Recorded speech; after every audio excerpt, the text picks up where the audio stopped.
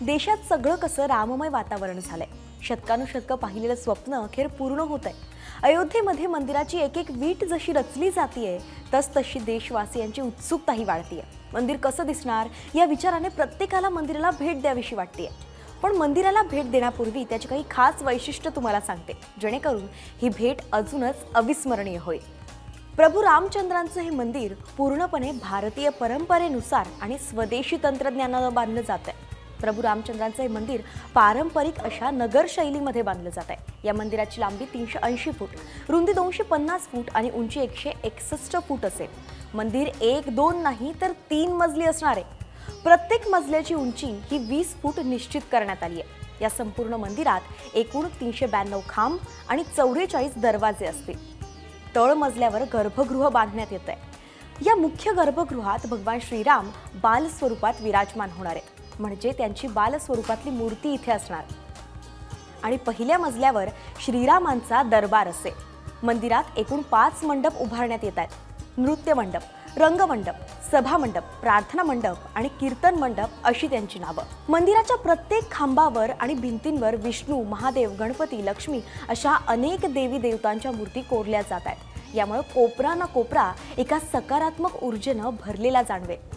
मंदिरात प्रवेश पूर्व दिशेकडून असणार आहे। पूर्वेकडून 32 पायऱ्या चढल्यानंतर सिंहद्वारातून आत प्रवेश होईल।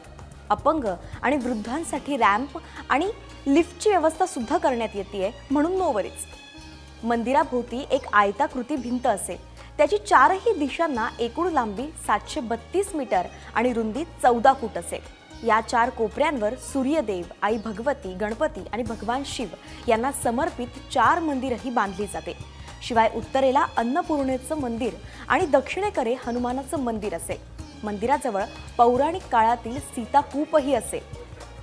मंदिर प्रांगणातील इतर मंदिरं जी असतील ती महर्षी वाल्मिकी, महर्षी वशिष्ठ, महर्षी विश्वामित्र, अगस्त्य, निषादराज, माता शबरी आणि ऋषीपत्नी देवी अहिल्या यांना समर्पित असतील। तर एक बदल म्हणजे प्रांगणाच्या दक्षिण पश्चिम भागातील नवरत्न कुबेर टिळ्यावर भगवान शिवाच्या प्राचीन मंदिराचा जीर्णोद्धार करण्यात आलाय आणि तिथे जटायूची मूर्ती बसवण्यात आली आहे। मंदिराबाबत एक गोष्ट आवर्जून सांगायची तर मंदिर उभारणीत लोखंडाचा अजिबात वापर केला जात नाहीये आणि जमिनीवर कॉन्क्रीट सुद्धा नाहीये। मंदिराच्या खाली 14 मीटर जाडीचा रोलर कॉम्पॅक्टेड कॉन्क्रीट टाकण्यात आलेला आहे आणि त्याला कृत्रिम खडकाचं स्वरूप देण्यात आलंय। तर मातीत जो ओलावा साचतो त्याच्यापासून मंदिराचं रक्षण करण्यासाठी ग्रेनाइटचा 21 फूट उंच मंडप तयार करण्यात आलाय। मंदिर संकुलात sewer treatment plant, water treatment plant, अग्निशमनासाठी पाण्याची व्यवस्था आणि स्वतंत्र पॉवर स्टेशन स्वतंत्रपणे बांधण्यात आले, जेणेकरून बाहेरच्या संसाधनांवर कमीत कमी अवलंबून राहता येईल। मंदिर परिसरात स्नानगृह, स्वच्छतागृह, वॉश बेसिन, ओपन टॅप्स अशा सुविधाही सहज मिळणार आहेत। पर्यावरण जलसंधारणावर विशेष लक्ष दिलं जात आहे। त्यामुळेच एकूण 70 एकर क्षेत्रामध्ये 70% जागा कायम हिरवीगार राहील याची खबरदारी घेण्यात आली आहे।